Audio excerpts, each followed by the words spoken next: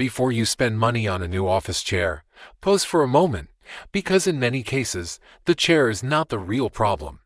If you sit for long hours and your back feels tired, it may not be about replacing the chair at all. It may be about how your back is supported while you sit.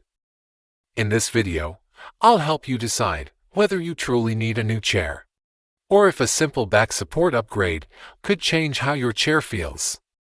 There are situations where replacing the chair makes sense if the seat padding is completely worn out, if the backrest no longer holds its shape, or if the adjustment mechanism does not function properly. Then adding accessories will not solve the root issue. In that case, investing in a structurally sound chair is a reasonable step. However, in many cases, the chair frame is fine. The issue is the lack of consistent back support during long sitting.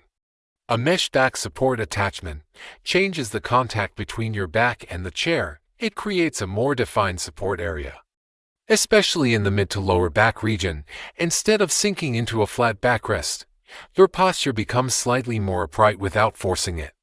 It does not turn a basic chair into a premium ergonomic chair, but it can improve daily desk comfort enough to delay or even avoid a full replacement. Replacing a chair is a larger commitment. It involves cost, delivery, assembly, and adaptation to a new sitting feel. A mesh back support upgrade is smaller and easier to test. It allows you to observe how your body responds over several days. If comfort improves noticeably, you may realize the original chair was not the true problem. A practical way to decide is simple. Check whether the chair is structurally damaged.